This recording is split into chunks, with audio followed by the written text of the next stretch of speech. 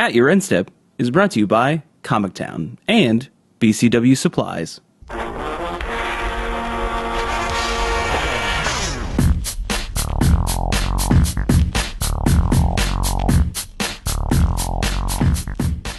Hello, and welcome to At Your End Step. My name is Morgan, and I'm here with Mike. Hi. And Dave. Hello. And we have another fun-filled episode for you folks this week.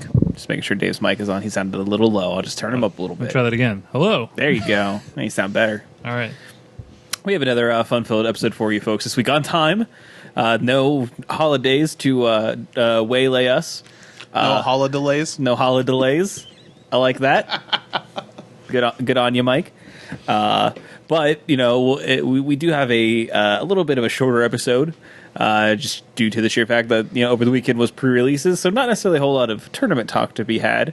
We do have a couple things from the community we wanted to touch on, and then maybe look forward into Star City Games Cincinnati that's going to be over the weekend, and the standard metagame and what it might look like now that we have Hour of Devastation in the rotation. So let's get started with the community topics. So something that actually dropped last week, but we decided to postpone talking about until this week, is the a new product that is going to be released by Wizards of the Coast, which is the Magic the Gathering gift pack. Now, if you haven't taken a look at it, it basically what it looks like is if you've gone to one of your big box retailers, your Targets, your Walmarts, what have you, you may have seen something that looks similar to this in something like but with Pokemon cards in it. And it's very, very similar, the way that the packaging looks. It's like a big open box that you can see through. You kind of get an idea of everything that you get within it as well. It's very transparent with that. And what you actually get in is two premium rare cards. Are they actually foil? I know I said premium, but yeah, two premium creature cards. Yes. So these would imply that they are foil. And you get a spin down. You get 3 packs of standard legal boosters. So pictured in the actual art that they have showing, or the it tells you in the product information. It's Ixalan, Hour of Devastation, and Amonkhet. Sure. And you also get 5 premium basic lands. And these are the Mark Poole Shooting Star lands that were in the 2016 Commander sets. And they're pretty nice. I mean, I know that you're a big fan of Mark Poole's mountains from Tempest. I am from Tempest. Yeah, correct. I mean, that was a very distinct art. Yes, art style. I still think the mountain in this set is very. No, it's very You can nice. definitely tell that that's a Mark Poole mountain. Yeah, for sure. Yeah, mainly because his name's at the bottom. Yeah, obviously, but I mean, like just through styling, if you just saw a picture of it, you'd be like, okay, well, I guess it's from. But I mean, they're all nifty. They all have the shooting star motif where you can see it in the sky, in all of the lands, and they look really nice. And this is the only place I know that you can get them in premium. So. I don't know what where these will land, but it is pretty interesting of a direction that they're going. Kind of taking a little bit from the Pokemon sort of gift boxes that we've have come to see pretty frequently. Every time there's a new set, they usually have these gift boxes with these super flashy Pokemon, your EXs and what have yous. And I think it works, and I think it's an effective marketing tool. And I think it's a little bit better than the gift boxes that we're used to seeing. I mean, you kind of see what you're getting with this, and I think that is what if you're shopping for someone who's like, hey, my kid likes Magic, or my nephew, my niece, my grandson, granddaughter, like they like Magic. My dad, my uncle, my coworker, my best friend. It's only for little kids. I mean, it really, it genuinely is for anyone that that likes the game. I mean, we all like getting packs. Like, who cares? Like, I don't care how many packs I get. Like, I just like getting them, especially when I don't have to pay for them, and then I can not feel guilty about cracking them open. So is this replacing the gift boxes? Like the holiday gift I boxes? think that's what's implied. I think that's what's implied, but I don't know if it actually is or isn't. Yeah. I like the holiday gift boxes because the box itself is like That is nice. Yeah. I would be happy if they replaced the deck builders toolkit thing, because I've always thought that was kind of lame. And So they are kind of lame, but those are the easiest way to like give someone a collection. yeah. Like, it sounds awkward, but like those things, like if you gave this to someone who like, I want to try and get into Magic, this doesn't help you get into Magic. It does nothing to help you get into Magic. No, The that's deck true. builders toolkit You get does. 3 packs. I'm like, This seems like garbage to me. I don't know why. Like, it seems so all over the place. So you've got, maybe the box art will change, but you got Chandra on the box art. Okay, she's not anywhere in this. Let me see here. She's also not in any of the sets, more than likely, that are listed here. There's not a Chandra that's you could open. It has 2 premium rares from Kaladesh, but doesn't have any Kaladesh packs in the box. It has poster art from Hour of Devastation, but of course doesn't look like it's. This just seems all over the place. does this almost look like it's like they have a bunch of extra stuff that they need to get rid of? So it's like, hey, let's make a gift box. This is the store that puts a bunch of cards into grab bags for $1, but one of them might have like a raffle ticket to win like a Lotus or something. But like, I don't know. It's obviously it's not for us. Yeah, it's definitely not for us, and I also don't who's it disagree. I mean, it's really just for like the confused, holiday shopper. the confused holiday shopper. That's I who it guess is. that's fair. And like, to be honest, that's who those Pokemon things are for. That's true too. And now they can change this and make this for other people if they really want to, but it needs to be more focused. Yes, this and is it would very need to be unfocused. It needs to be more focused and released more regularly, because that's what Pokemon does. Like, they have one of these for like, Everything, yeah, yes. pretty much. Like, you just look at the little card section for in your local Walmart, and it's just like Pokemon to the rafters. So it's something that I think that it is a good thing to get into, because that is a good market, and they want to. This is something that they likely got like dimensions from big box retailers. Be like, hey, we have shelf space that is this big. So so design a box that is this big. I agree, and it's fine. And if it sells well, that's good. And in the basic lands, like the idea of foiling basic lands that have not been foiled is cool. But this first run at it just feels so like all over the place. I don't know. I'm gonna ignore it either way. So yeah, and like I think that it'll kind of get more focused as we go on if it is something that works out for them. But I think that they've been trying to figure out like what is that gift box, like what is that gift thing that we can market, and this is just like a second attempt at it, and to see if like this is the right way to do it. I would suggest better cards first and foremost, but we'll see. You mean a foil Metawork Colossus isn't gonna do it? Yeah, no, I'm gonna that's say weird. I'm gonna say no. Kiri Zev doesn't really do it for you. No, that's weird. not even that. Not even that. If you got a, I'm just gonna say, if you got a premium Ragavan token to go with, You know what? You might. Yeah, we might be getting- sell a lot of people on that. Mike, you don't want those lands for Battle Box? no, No. Okay. I think they're pretty average. I like Mark Poole a lot, but none of those arts speak to me. All right. So, moving on. Speaking of premium cards, we actually got the look at the San Diego Comic-Con 2017 Planeswalker set. And this is something that they've had pretty regularly at the San Diego Comic-Con. And, obviously that brings in a lot of cards, a lot of promotional cards and things like that. That people like to pick up from there, and even like other promotional items that a lot of IPs bring to have special sort of. You have to be there to get sort of sales. And this year, they have 6 Planeswalkers, which is a little bit different than the usual 5. And the art on them is pretty dang swell. It is all hieroglyphs. Except for Nicobolas, who is carving those hieroglyphs. I thought that WotC actually put out an official page. They maybe did. So the five Planeswalkers are our most recent printings of all of them. So you have Jason Raveler of Secrets, Chandra Torch of Defiance, Nissa Steward of Elements, Liliana Death's Majesty, and Gideon of the Trials. So And the Nicol Bolas. and the Nicol God Bolas, Pharaoh. yeah, like God Pharaoh. So I agree. The art style is really sweet. The Nicol Bolas one, where it's like carving, is like fine, but the 5 that are actually like, done in that hieroglyphic style on a wall, are really cool. It looks really cool. This is actually just all one art piece that they cut Yeah, up yeah. to put on the cards. So they actually have like the panorama, art that you can find, and it's pretty sweet. So And they'll have the special Nicobolus print, which is done by the same artist. That looks And that thing is insane. man. That That's thing like looks a- insane. it looks very, very good. yeah, it's a completely different art style, but I like it.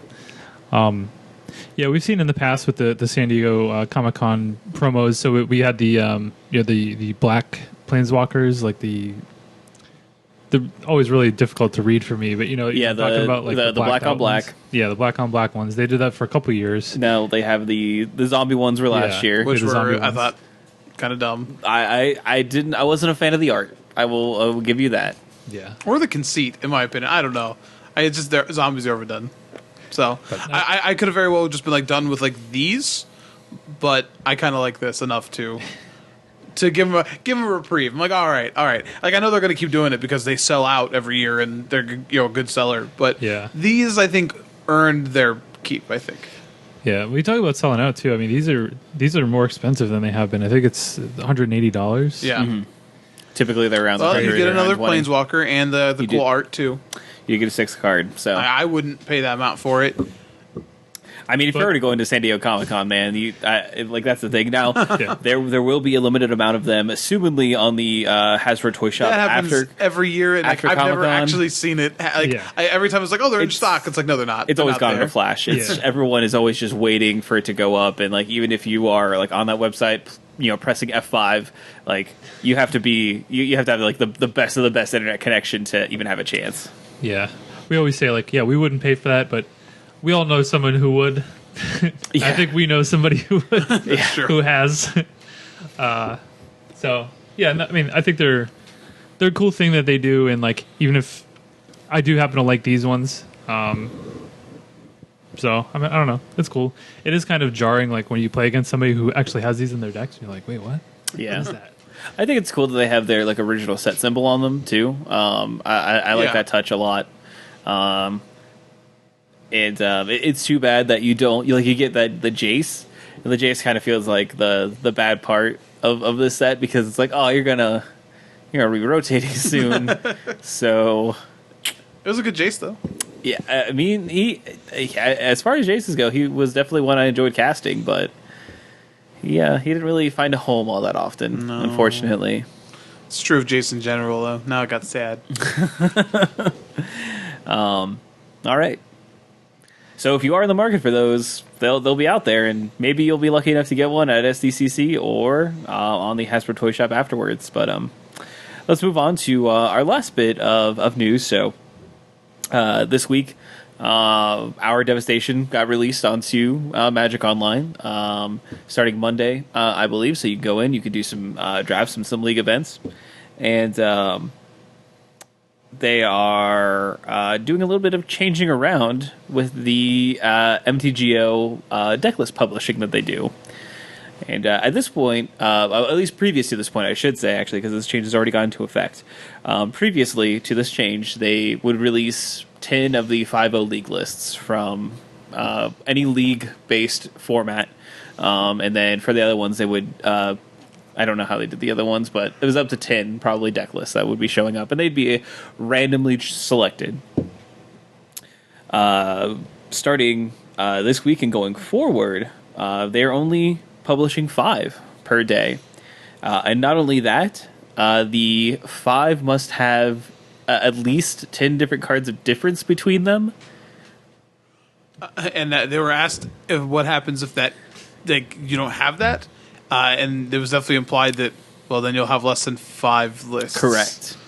So yeah, And this has, caused a lot of people to have, different ideas. I mean, their reasoning behind it is they say that the format's getting solved, too quickly, and they want to make this change to sort of curb that. From what I can see. Yeah, so And there might be more in depth into their actual statement, but they do have an actual statement as to why. I at the end of the day, I'm not totally opposed to this. I get people being frustrated a bit. I definitely get like people who derive content from it being frustrated. Like I saw people like Frank Lepore being upset because less list means less for him to find. People who stream would also be frustrated. But I don't blame Wizards for trying to. We've seen this in the past. They already have done this once, like trying to reduce the info. Like the mass info dump. At the end of the day, I don't think it actually does that much, though. Between the Moto lists you do get and all the tournament lists we get compiled on multiple sites, I don't think it's going to make a huge change. That being said, the idea that reducing this from 10 to 5 and like making these changes is somehow going to stop the format from getting solved, that's not the answer.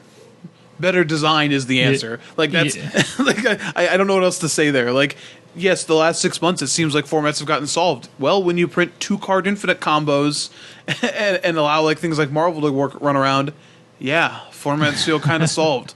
So I get what they're trying to do, but this doesn't stop what the ultimate goal of Wizards should be, which is to design just better sets. Yeah, I kind of have mixed feelings on it. Like, I think one of the things that I heard people say is, what's wrong with Standard or what's wrong with Magic in general has been, people said, well, there's too much information out there. I didn't necessarily agree with that, but that's something that I heard people argue. And I guess you could make the argument, but I don't know. So like, I guess that's where they're coming from with this, just trying to reduce it. But I don't know that that's really gonna, like you said, I don't know that it's actually gonna do anything. I mean, I like having, I go on, I'll go on MTG Goldfish and I'll look at, the deck lists that get published, almost every day. Cause that's how I keep up with things. I don't to play as many games as probably a lot of people. But I try to stay up with the metagame by just seeing what's doing well. And so from that perspective, it may hurt me a little bit by doing that, but I don't know. Overall, I don't think it'll actually be that much difference. So a lot of people are up in arms about this change. I guess we'll see how it plays out. Yeah, I think it's fine. I don't mean to like turn it into like some sort of like maxim or anything about that, but I do think that I don't know, in the age that we live in, as far as like games in general, you know what I mean? Like well, the problem with chess is too many companion books to teach you how to play. Like that's not true. Yeah, that's true. I mean, they should be. I think ideally they would have all the information out there. Right, and if the design was good enough, then we are watching the baseball All-Star game right now while we're casting, and this is a sport where they actually hire scouts to scout scouts. That's probably not true, but like they have video and stats on everything.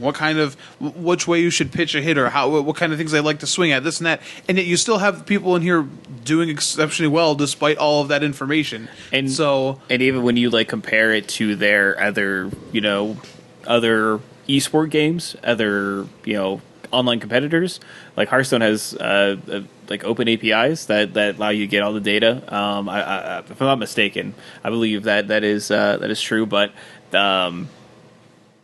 why Magic continues to walk down the path of hiding information to mask a metagame to some degree, I don't understand. Other this than makes a format better, it doesn't. The only thing that makes a format better is if you design a better format. Like that. That's it. So if you are unable to, build a format that is diverse and isn't, solvable within a few weeks, or you feel like the Pro Tour is too powerful to influence on the metagame, then you need to take a look at your design, and maybe you need to make changes. But like, I don't know. I feel like it should be an all or nothing. Like if you're just going to keep reducing it till we have 0 deck lists for Magic Online, then that's fine. Just take it all away. Please, because eventually that's where you're like, are you going to just post 2 deck lists after this, and then like you don't have any room to go? One deck list, and then it's like now you're just hiding the metagame from us because like your product is bad.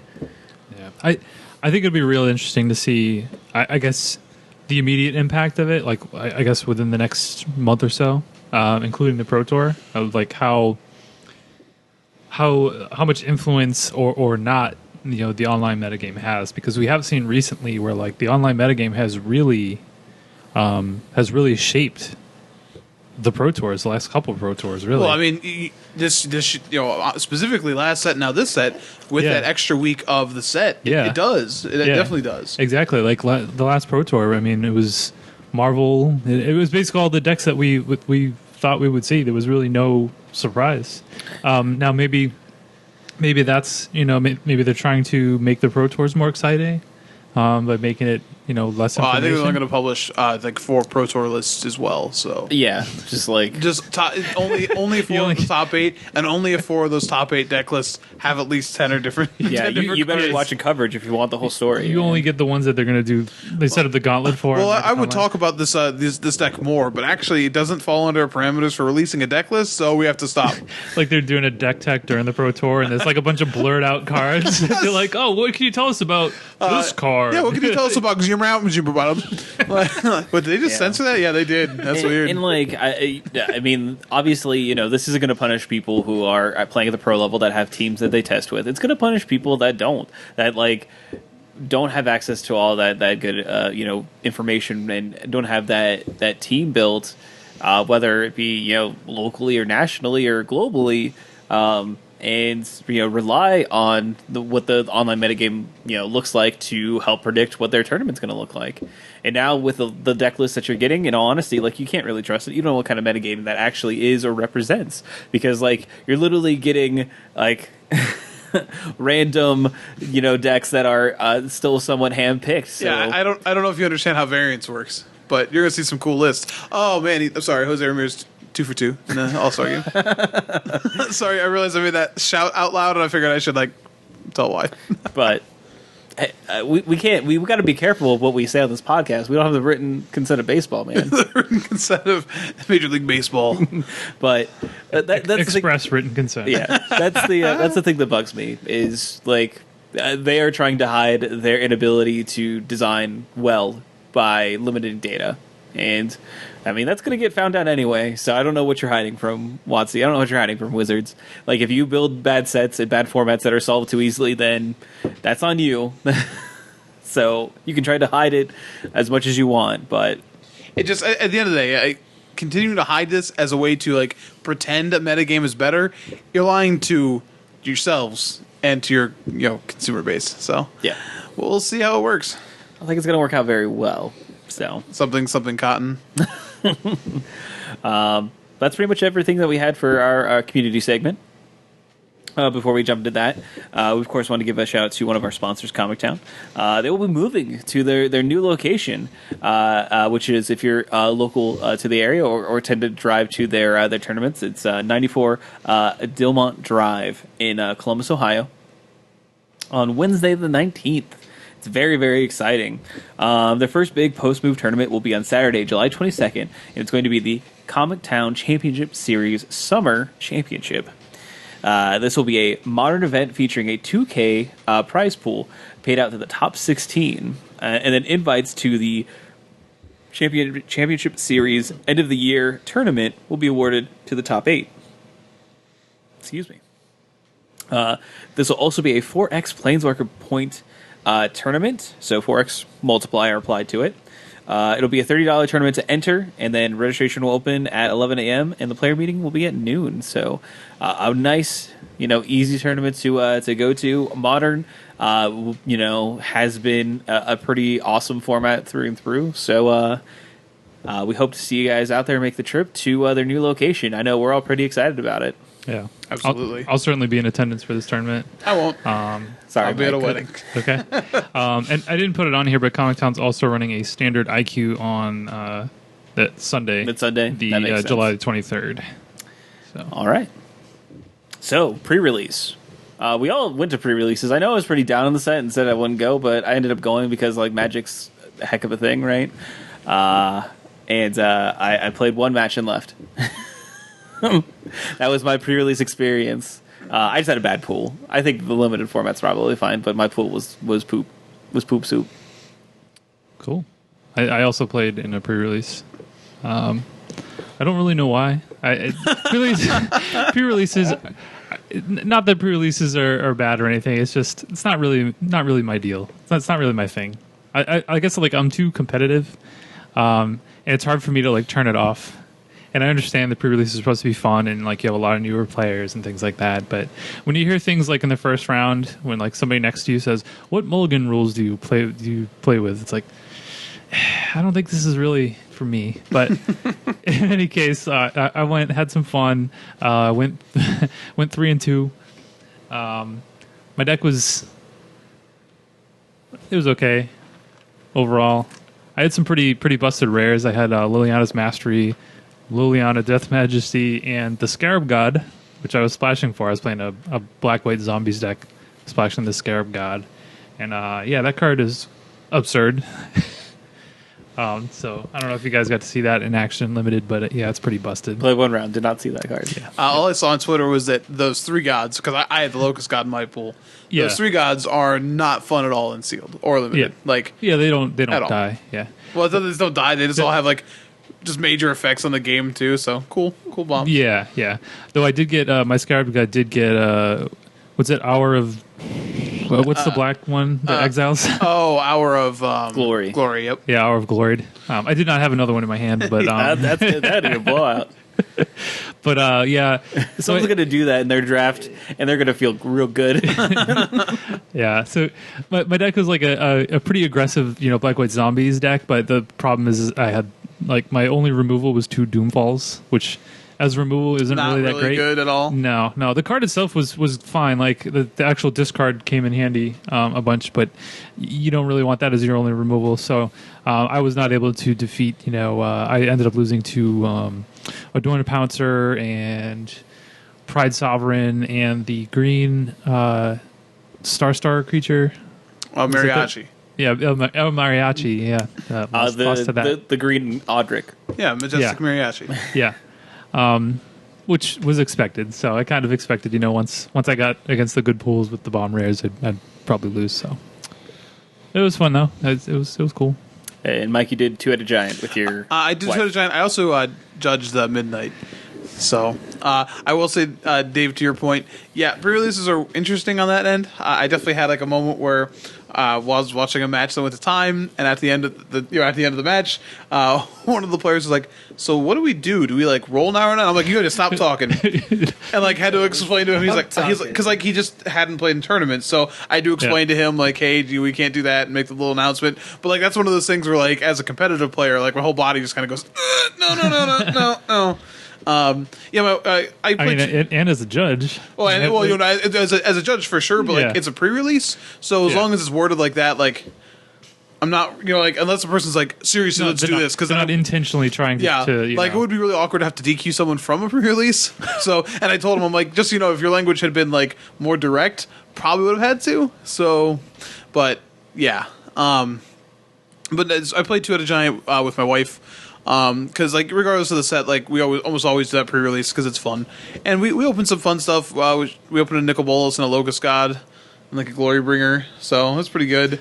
Nice deck. I played blue red with a splash of black for the Nicol Bolas. Splash, of course. And then she played black green because she had a lot of removal. And it was fun. We went 3-2. We lost to some awkward things. Torment of Hailfire. Which we're talking about in the cast. Yeah. So I don't know if you know the wording on that card, but it says each opponent. Oh, so 2-headed giant. It's ×2. So a lot better in 2-headed giant. It was very good. And our opponents had, the one guy's deck had hard cast Razaketh the turn before, and then sacrificed to get the Torment of Hailfire. So yeah, it was cool. And then we lost to a really tight game where their opponents had the red desert. You can sacrifice deserts to deal 2 damage to each opponent. So he was able to sacrifice 2 deserts to deal 8 damage. So it's just frustrating to lose those kind of wordings sometimes, but it is what it is. But we had a lot of fun. Yeah, I did find that those deserts played really well. Yeah, they really did. Like, I had a couple opponents that had actually every opponent that I played against had green, and I had multiple opponents that had the green one that gives a creature +3/+3. And you would think like that at sorcery speed is not that good, but it was like pretty good because they would basically set up an attack where maybe they had like one creature, like the 1/3 that when you die, when it dies you draw a card. Feral, whatever. Yeah.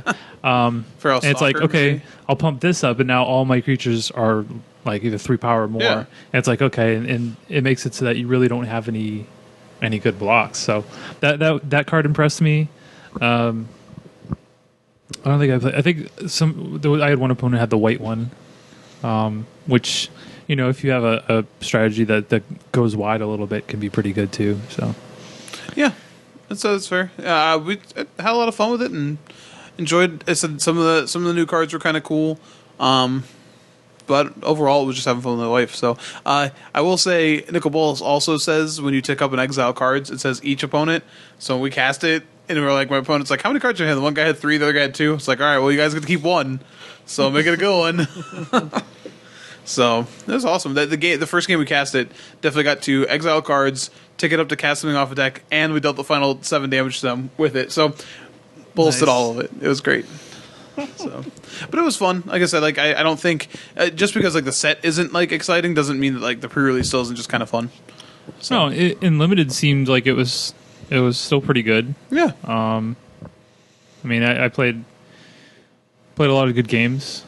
The games where I cast Scarab God were kind of dumb because that card was just Yeah, pretty same here with the unbeatable. Locust God too. Yeah, Card is very good. but outside of that, I mean, there were a lot of decisions to be made. This format, I think in particular, has a lot of combat tricks, so there's a lot of things that you need to play around. So the lack of removal was a little frustrating sometimes. Maybe I don't know if that was just my pool, or if it's just we had in a lot general. of, we had a lot of there's no- removal. I won't complain. Yeah. So because we had what the trying to think. We had the blue tap thing if you have deserts, unquenchable Yeah, thirst. that card's really good. I had double open fire and had the one that deals 5 damage for 4 for red. Yeah. And then Katie had like 2 of the torment, the stinging torment or whatever, the one that puts 3 -1/-1 counters on it, and then 2 of the lethal sting that also destroys a creature with minus, plus some other random removal. So we were fine in the removal department. Would have been nice. But I think Morgan and I talked about it before that those pools sort of define how good you are in sealed, at least in Amonkhet. We played a bunch of that, and if you just don't have the removal, it doesn't really matter because most of the creatures aren't impressive enough to be better than just like solid removal spells. Yeah, my pool. It's possible that I misbuilt it, but like the black light zombies were very synergistic, and I had like a really nice curve and everything. I did have my red was pretty good, but it just didn't really mesh with the rest of the cards. That like I definitely wanted to play black because it had the Liliana and the Liliana's Mastery and the Scarab God, which I thought was too good to not splash for. So I could have went like black, like Grixis, like black red splash blue, but then I would be losing out on a lot of the zombie like synergies that I had, and instead like I had like a what's that, Chaos Maw, whatever? Yeah, like that thing, and like there was a couple like red removal spells. I think Chaos Maw is a legitimate bomb as well. Oh yeah, so. yeah, it's definitely very good. But I thought like going the more aggressive route and like having like a bunch of 2 drops, bunch of 3 drops, like I thought like I don't know, I thought that was the best way to go, but it's possible it was wrong. I don't know, but whatever. It's it's release. So yeah, it was fun. And Mike, I know you and I both drafted. I've drafted on Magic Online. Yeah, I drafted a couple times. Kind of hate Moto at the moment. Well, but yeah, that's everyone, right? the reset bug though is probably the worst like error I've ever seen. Yeah, it's true. We did talk about that, but like sometimes Moto will just like reset your game. Yeah, it tries to replay it all at once, and sometimes it can reconstitute the board state and stabilize, and other times it just restarts the game. Other times it's like, nope. And either way, it resets the clock, Yes, which is really cool. It's not actually. I hate it. So, but I've had fun with the format so far. I drafted Blue Black Cycling with Godpharaoh's Gift, and that deck was sweet. And then I drafted Green White that was low on removal, but had a couple of powerful cards, including the Pride Sovereign, and that card's like unbeatable. So it's been fun so far. It does seem like the sets complement each other well. Mm-hmm. So. I'm currently in a league, and I have a red white deck. And I got the first pick. I don't know if it was good or not, or worth the first pick. But I first picked a crested sunmare. Oh yeah, all in.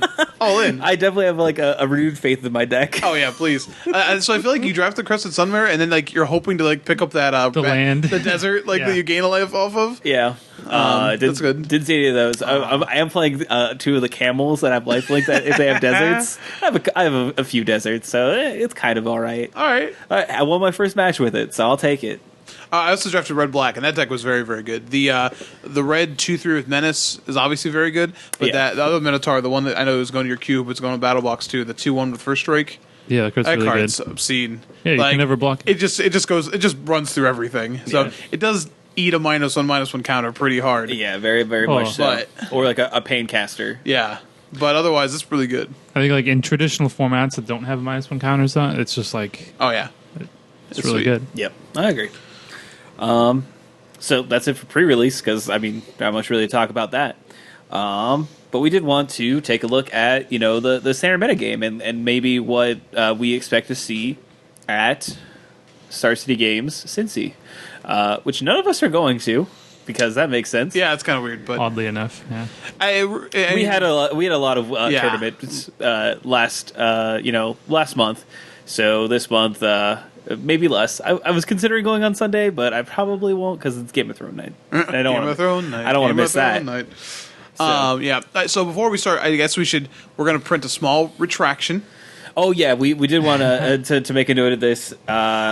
Champion of Wits is getting a lot of like buzz, Buzz. and I'm still not high on the card, but I want to make room for the fact that it may be better than I thought. So Yes. because I think Jerry Thompson wrote an entire article about it, and some other streamers. I think you mentioned Brendan DeCandio in that group. DeCandio was streaming a Teamer Delirium deck that featured it, and he said it was the bee's knees. So Calling it the bee's knees is like it seems weird to me, but like it's fine. I started brewing with a Godfarrow's gift deck because that's the monster that I am, and it was running. And I was like, trying to figure out the other card to fill it. And I was like, oh man, this card's kind of good in it. And I was like, ha. So Oh, what's in the sideboard, Mike? what What's in the sideboard? of my deck? Yeah. A lot of cards. What are you thinking about? Oh, Drake Haven, obviously. Yeah, of course. Well, see, here's the thing. You show them the gift to the afterlife or whatever it is, the gate to the afterlife, and the Godfarrow's gift. So they board in all of their like graveyard hate and everything else, and you're like, nah, Drake Haven. You were wrong. I just have Drake Havens. you were wrong. Oh boy. So, but I just want to start there. That card, I guess, is going to be better. Now, Dave, you already mentioned that you could see something like a Merge playing. A Delirium makes some sense because you can fill Delirium pretty It's easily. a really good way to discard cards. And like I guess like a Sultai Delirium deck is maybe a reasonable deck that could actually pay the 7 mana obscene Eternalized cost. So Teamer does it as well because they play Chandra. All right, it's interesting. So I still don't know. Like I feel like if the format remains super dirtily, you know what I mean? If the fastest deck in the format is like zombies, then maybe. But that card is just a really bad card to play against anything that's aggressive. So I just I mean, it's not like the worst thing. It's, it helps you set up your game plan and it can chump. Or, possibly, I mean, ideally it'll trade with something, but at least chump. or just like a 3-drop that gets magma sprayed so hard. Like I don't know. I'm still not completely sold on it, but I guess I won't be as surprised if I see it doing a bunch of work. But it still seems like a card to me that like I guess I don't want it to be good. I don't know. I don't want 3 mana 2/1s to ever be good. So I don't know. I think it has a place, but yeah. I agree. It definitely has a place, and I think I was just too negative on it. I'm going to chalk it up to being like after midnight, and we're going to let That's it all true. hang out. It's true. So where do you want to start then? Beyond that, So, like, what, as far as standard goes, what is still going to exist? What do we think is still going to be a thing with either 0 or minor improvements? I think the number one deck this weekend and is going to be the either mono white or white blue monument. I think saw this deck broke out at the Invitational. It's been putting up results on Magic Online, at least up to this point from when they started reducing the deck list. But I think it's kind of the combination of it's like a new and exciting deck. It's also just really good. I was listening to Jerry Thompson's podcast, and he mentioned that it was one of the best decks he's ever played, and that's coming from a guy who, like, he helped innovate, Thopter Depths, which is like one of the best decks, and like, he's played a lot of like really great decks over his long career, and I think that's like high praise, saying this is one of the best decks I've ever played. So I mean, I think that right there just tells me that it's going to be here to stay, and I think it's going to be everywhere this weekend. Yeah, I think I had mentioned last week we were talking about the Invitational, but having played against it a couple of times and seen the sort of play patterns with it, like it does everything that it does everything well. The Blue White Flash did well, and then some. And I said I think that the turn after they cast like their Monument, it's so hard to play correctly at them. They just have so many things they can do. They could have Spell Queller. They could have Avacyn because it will cost 4. They could have Metallic Rebuke, which they can use their Monument to make a mana leak. They have Stasis Snares. Sometimes they have Cast Out. So once they untap with 4 mana, and if they've done anything those early turns, I think it gets really hard to play correctly against them. Like I think it's really easy just to feel like you're always getting punished because you made the wrong decision. But it's one of those decks where there might not be a right decision that turn. Yeah. It could come at you in a lot of different angles. They can, like after they play a Monument, they can just flood the board with like 3 or 4 creatures, or maybe they play like 1 creature and then hold up Spell Queller or whatever. And if they don't play the Spell Queller, then maybe they crack a Clue or something like that. Like it can play like kind of an aggressive, go wide. But it could also play almost like a control deck at times, and it really uses Westvale Abbey. It's probably the best Westvale Abbey deck in the format, and Ormondal's pretty good still. It's still good. Format. Yeah, it's like a last ride for like Shadow's Block. It's like Spell Queller, get in there. Westvale Abbey, you too. Selfless Spirit, Thraben Inspector, Militia Captain. Yeah, Militia Captain. A Bygone Bishop, just come on, guys. Oh, yeah. Taking it on the road. No, I think this card's really... And, of course, Cloud Blazer, which, I mean, I know it's not in a Shroud, but... You ever cast a 4-mana Cloud Blazer? The value, yeah. You have cast a 4-mana Cloud Blazer? I have not. Oh, I was going to say, don't lie to me. But I know it's value. It is great value. I mean, 5-mana Cloud Blazer's value, so... So, yeah, I think that's a good place to start, and I think it's interesting that We talk so much about our sideboard slots playing Teamer and how many Radiant Flames and those sort of effects to play. All of them. But what's crazy is that like the decks they're really good against right now, they still don't just like both like this and Zombies are super resilient to it. Yeah, they just have like draws where like Zombies is really good at just like not caring about Radiant Flames. Like, oh, my guys have 4 toughness now, and it's like, oh, okay, cool, good game. But like more than that, like they have the ability to with Relentless Dead and in this deck with the Monument to just like come back from it, or just playing main deck Selfless Spirit. So do you think that like does Hour of Devastation change that a little bit? Yes. Yeah, absolutely. So what deck is playing Hour of Devastation this week then? Blue-red control. Blue-red, possibly Grixis control. Tell me more about this Grixis control deck. Does it I think it's Nicol Bolas? Probably. The Grixis, so like I think Grixis, if you're Grixis, you're just splashing for Nicol Bolas and maybe sideboard basically, cards. or like Disintegration maybe. Yeah. But I think for the most part it's Blue-red control. I think Blue-red control is the other deck that got it actually gets things from Hour of Devastation. I don't think aggressive decks get anything from Hour of Devastation. So they only stand to lose. In my opinion, the blue-white Monument deck and Zombies could still be fine. I think Zombies kind of sucks now. I wouldn't say sucks. It's definitely not where I'd want to be in the format. As far as that's concerned, I think Zombies is just one of those decks that, like, even if you think it's like not perfectly positioned, like it always asks. It's that deck that always makes you answer the question, like, do you have it? And yeah, it's really good at doing that. I definitely agree with that. Like I think it's like one of the very few options you have if you want to be aggressive in this format. To be perfectly honest, but I don't think it's I think it won't be as strong in the meta. I still think Zombies is fine. Yeah, I think it's still going to be a part of the meta game, until it rotates out. Personally, I'm probably not going to play it. It's not really. It really only plays one way. I like decks that have a little bit more flexibility. So like that Monument deck is like definitely something that I would play. Oh yeah, that deck's sweet. So I like decks that can kind of shift gears, with sideboarding and things like that. And the Zombies really doesn't do that. It's kind of just okay. I'm going to play out my board. Try to go wide, grind you out, whatever. But I still think it's perfectly fine. It might not be as good as it was, post Pro Tour, or I guess at the Pro Tour, because it kind of fell off a little bit after that as people adjusted. So, and I think it will get a little bit of splash damage from, I think, Hour of Devastation, the card, is something that's going to be pretty important in the format, or even like Hour of Revelation, the white one. Yeah. That's like going to be another thing that I expect to see. So I mean, I guess like any of those go wide strategies are going to have to take that into account. I do think the blue white monument deck can fight against that a little bit better than zombies can.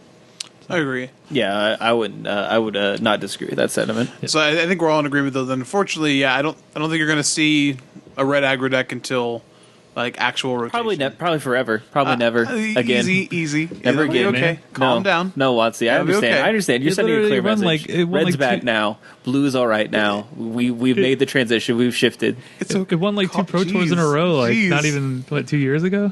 Don't care. It should always exist in the format. I don't think that's true. I don't think that's true at all.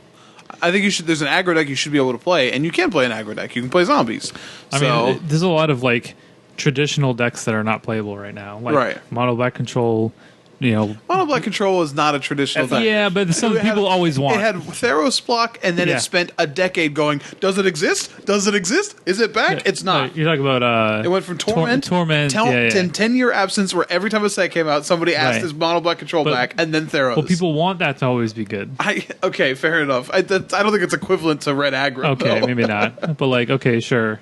I like white aggressive decks are kind of like Mardu vehicles now, I guess. Yes. Not Kind of, really, that's not more really white mid-range weedy. deck.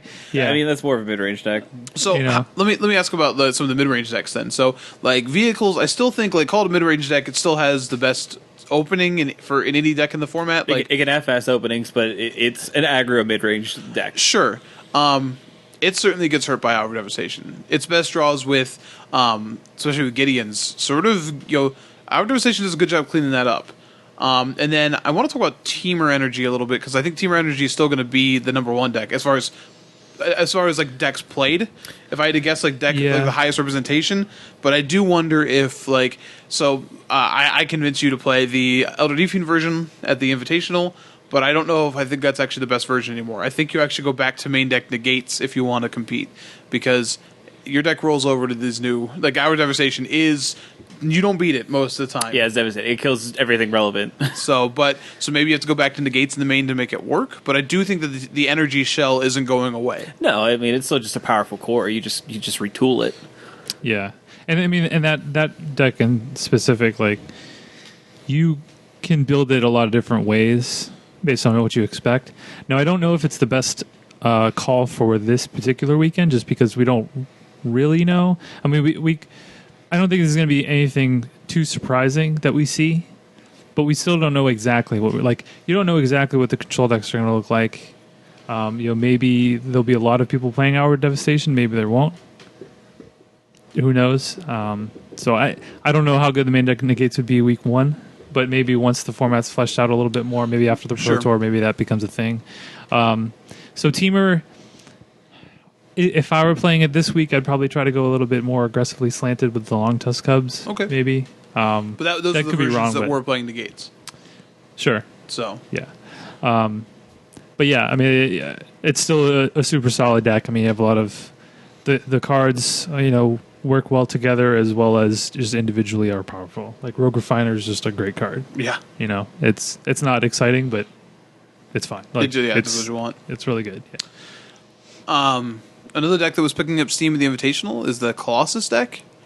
I don't think it gained anything, but if the format goes into this Hour of Devastation decks versus creature decks, Colossus occupies a pretty interesting middle ground where it's like cast Hour of Devastation. I literally have never cared, and just does his game plan. Now I think it's a little weak to counter magic, which is tough, but it's interesting. And I think it's really going to depend on how many copies of a Braid are in the format. That is awkward that a Braid sort of exists now that is main deckable, and then that deck can just because that deck also doesn't care about things like Harness Lightning, but it probably cares about a Braid. Yeah, it cares Yeah. about a Braid a whole bunch. But I don't think a Braid's going to be played in that high of numbers compared to Harness Lightning this weekend.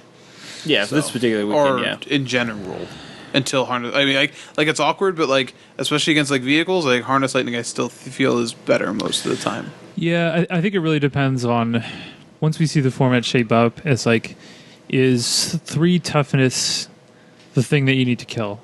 Are there going to be a lot of more than 3 toughness creatures? Because if so, then maybe you're going to want to play more Harness Lightnings. But it's like, well, I only need to kill like 3 toughness or less creatures, so a Braid is going to be, pretty much as good as a Harness Lightning with the extra ability of being able to kill an I artifact. will say, yeah, the nice thing about a Braid is that like the Harness Lightning always is good because it could scale and kill things like Gear Hulks, but a Braid can still do that. So maybe, maybe a bit And more. like when you're looking at, so I have a more recent Mardu list, and like just being able to at will like kill Heart of Kirin and Cultivator's Caravan, which some of them are playing, or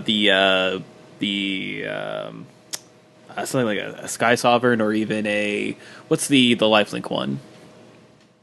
Oh, the 3/5. I can't remember the name of it now. Yeah, neither can I, because Magic is crazy and fun.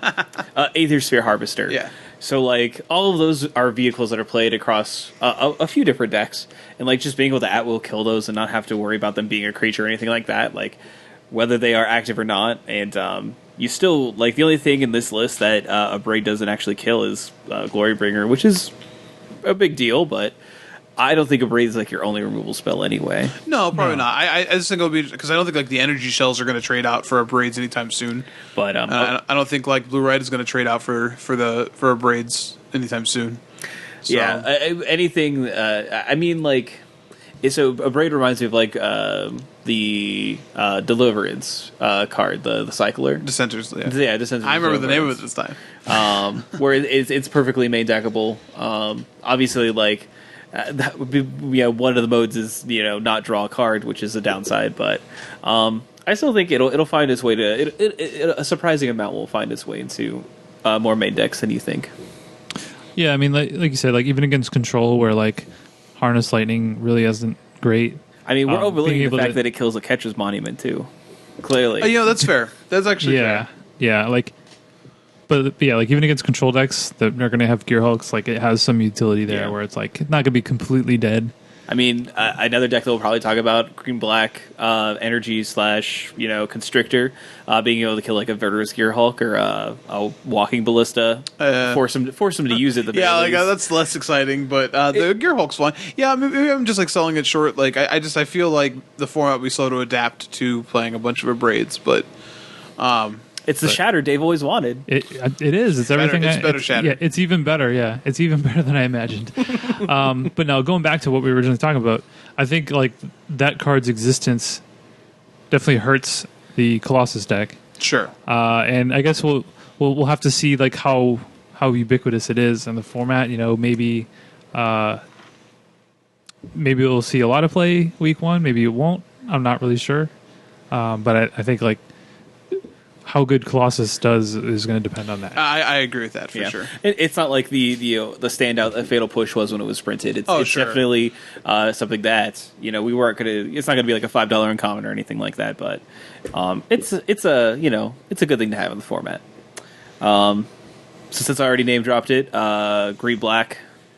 Yeah, I think counters. I think that's / actually the last archetype, like that or Delirium, like that and Delirium. Yeah, so I think Delirium had already fallen off. Like, Yeah, I just don't- before. And if you're gonna play Delirium, like I was watching. Okay, if Brendan DeCandio is like, I'm playing Teamer Delirium because the black cards in Delirium aren't like pulling their weight, then you probably should be playing green black Delirium. That's probably true. Yeah, if Brendan DeCandio is like, nah. Do you know card's less good now that there's a 5 damage, specifically a 5 damage Wrath in the format? Poor Ishkanah. She I know. was so good for a while. For like a She hot was so second. good. For like a hot second. So hopefully you didn't take our advice and buy up all the Ishkanahs. Well, after the you last had a pan. small window where you. No, I don't got nothing. Now, I mean, to be fair, like the Delirium decks do have plenty of ways to get things back. Even if you are playing Teamer, I mean, you still have Grapple being Grapple. a really good one. Yeah, that's what I'm thinking of. So I think the black green energy or the black green aggro decks are still pretty solid. I think they probably have like the best curve in the format. Like Snake into whatever is really good. Like it still remains very good. And you can feasibly have your creatures be bigger than Hour of Devastation, which is kind of nice. And we just talked. We had this whole talk about a Braid. Like yes, it can kill Verdurous Gear Hulk. Yes, it can kill Ballista, but if their curve is Snake into Rishkar, and then you draw a Braid, you're going to feel a lot worse. That deck is well positioned if from that perspective, if a Braid becomes the removal spell of choice. So it's just nice to have like different removal spells that will cause a metagame to adapt. Like this is how you do it, Wizards. Not by hiding things. You just print the cards that people want to play. And even The stuff that plants crave. If something like Blossoming Defense, like suddenly, like Sure. now can save you from that Wrath spell or something like that. So I also think that card's probably just like, I think a card like that ends up being more like well positioned in early weeks of a format, anyways. Yeah. So so as long as you can do your best to play around Hour of Devastation, you're probably fine. You do have to obviously beat other aspects of their deck. I think that an issue can be if blue-red does become more popular. They have different stage sweepers as well. You're not just going to see it with Hour of Devastation only. They'll probably have but they have to like draw it at the right time. Like this could also Sure. be a situation where, and we saw this with when we talked about Kozilek's Return, which was obviously like obscene as a card when it first printed, and we saw what it did when the ramp decks were very good. But it also could just be a card that like we're blowing here a little bit. Like blue-red hasn't been very good. Like it's been fine, but it hasn't been great. Mm-hmm. So it could be possible that we, at least week one, we don't actually see as many Hour of Devastations as we're thinking. So it'll be interesting to see how that plays out because, they could have Radiant Flames and Hour of Devastation, but then that deck is Or Sweltering forced, Suns. or Sweltering Suns. But that deck is forced to have the right one at the right time, Yeah. which is always kind of the issue. I do think that Blue Red gets a couple other options. Things like Supreme Will seem very attractive to me and are very good at finding that right Wrath effect when you need it. But I hope it's okay. I hope there's a Grixis deck that plays Nicol Bolas that I can look at and just like smile. It's like, yeah, hey kid, proud of you. Yeah, so I think that's probably the last really big archetype to speak of. And just taking a look here, yeah, I mean, and we already talked a little bit even about Marty vehicles. I don't think that deck's going anywhere. No, I don't think it's going anywhere, and it doesn't really. I don't know. This is where we're at. We have the biggest standard has I think ever been. Like I don't think there's been a standard form that's ever been bigger than this. One of the largest, yeah. Like it has. I mean, it has 8 blocks in it. Eight sets, 4 blocks. Sorry. I don't know. I think it was pretty big around Time Spiral. Like right? because even where it used to be, right, you would have 2 full blocks with 3 sets and then a core set, so that's 7. So 8 is the most. Sure, and like Time Spiral had the like time shifted sheet, which is kind of like another set, but not as big as a regular set. But. Yeah, I guess. I mean, I don't know. I think that like the sets, we'll see little changes, but I think Hour of Devastation overall is a low enough impact set that we're not going to see it. I think I will be surprised to see massive changes. Like a Grixis control deck seems like the closest thing to like a brand new archetype I expect to see. I hope I'm wrong.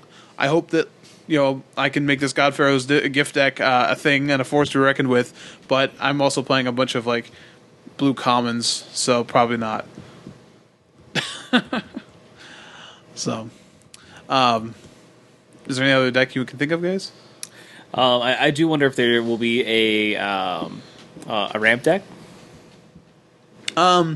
I mean, there certainly could be. I've already seen, just going around, I've seen some people experimenting with, like, Hour of Promise, for example. Some people are really high on that card. Getting the Eldrazi lands there, where they... The shrines. Shrines, yeah. You can ramp up to Ulamog the next turn. Absolutely. I've seen that a little bit. I think it's also important to remember the combo decks aren't entirely dead. New Perspectives is still a deck you could play, and they can technically play things like Nibble Obstructionist now if they want to, which gives them a little bit more interaction. They can play that, and they can also play the tutor. The tutor. The Razaketh's right? Is that what it's called? They weren't. Were they black before? I don't know. You could play it. You could play it. Possibly, yeah. I mean, they play Gift of Paradise, so I guess like Gift of Paradise or weirding makes the clue, something, something weirding. And also, and do you have to play black for the? Yeah, but they rarely have a black source in play when they do it. Like they go get one swamp off their Sheffet monitor, or they sure. So, but I mean, maybe they could play it. It's possible. I just black cycling. I think is tougher for them. But also then like Aetherflux Reservoir is also a deck that I played against at the Standard Classic and like is still there. And I don't know like if it gets anything great. Like I said, like something like the Supreme Will could be interesting in that deck, but these combo decks sort of sit out in the fringe, and if everything's about wrath effects and creature combat, then those decks kind of get to enjoy a different space. So those could also be decks you might randomly see. Yeah. So where's the place you really go for some wacky lists in the beginning of a format? You go to Sado Wayfinder and you pull up some decks and you see if there's anything, if any of them hold water. And this time, Haruya had a bunch of their other team members actually build decks. So there's some interesting ones on there. There's a black green zombies deck that is playing Driven to Despair as the real green card that you're playing here, which is pretty interesting if you really want to go that deep. There's a Hour of Eternity deck, which is a Hour of Eternity ramp deck that's playing Green Warden of Marasa. All right. As one of its big cards, but has just a bunch of like setup spells and a bunch of like cycling lands and Splendid Reclamation as well. So like that, cute. I see you. There is a red-green ramp list that is playing Hour of Promise as well as Hour of Devastation as well. Kind of that. Yeah, it makes sense. That middle ground ramp, sweeper. And we see like your traditional blue-white control show up. Yeah, I think with our revelation being the big gain from that. Yeah, so the only thing I'll talk about that is you can't play Cast Out, but I think that the Red Green Ram Tech, I'm trying to think, like, you really have most of everything that made it good the first time. Like, you still have Hedron Archives and even like Jotty Offshoots, like if you want to play the life gain package there for blocking. Yeah, that's still legal. That card. This card's still legal in the format. You have a Crescent Sunmare deck. Reaching to play Retreat to Hagra if you really want to. Ooh, that's spicy. Dave, you like that? Play land, gain 2 life, trigger my Crescent Sunmare? Sure. Yeah. And this one also has the Aether Sphere Harvester. Anything that had lifelink on it or gains you life. God, play your Crescent Sunmare, crew your Aether Sphere Harvester. Evolving Wilds with the Retreat is insane because on your turn you trigger. You have a place at Evolving Wilds. So, tons of stuff. So, but there are, really plenty of things. In all honesty, that you could take a look at to potentially build. And like it's HaruryMTG.com has this article. So if you want to take a look at some of these wacky lists, you certainly can.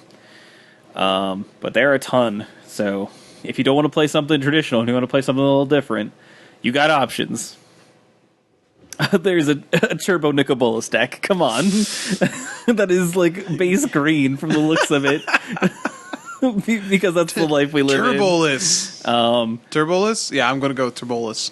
Turbolus sounds like a disease, though. Yeah, that is one of the comments on the thing is like, this should actually be just called Turbolus. So, but I'm excited to see what happens, in all honesty. I hope that we are surprised by what we see in Cincy, and maybe we will, maybe we won't, but we'll keep our eyes on it and report back to you guys next week. But that does look like it is everything for this week. Like we said, over the weekend is going to be Star City Games Cincinnati. It's going to be the Standard Open. And this is the only standard event prior to the PT, so it could be very influential or way off from what we actually see at the Pro Tour. But I'm excited. Again, we'll see what happens with it. And unfortunate that none of us are going to it awkwardly, but whatever. But that is pretty much everything that is happening over the weekend. Pretty much everything for the show. So I do want to give a shout out before we close out to BCW Supplies. They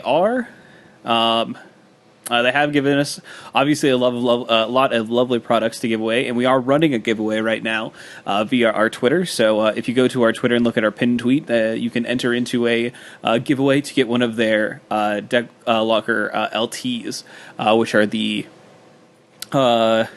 leatherette deck lockers. So they're a bit nicer looking, and especially if you like the leatherette feel, and they are really, really, really nice. So we're actually giving one of those away. So be sure to enter that contest. And thank you again to BCW Supplies for supplying us with that lovely product. And like I said, we do have a Twitter account. It's just your end step if you're doing a quick search for it, and then when you add us, it's at your end step. So because it's pretty clever. We also have a Facebook. It's just facebook.com/@yourendstep.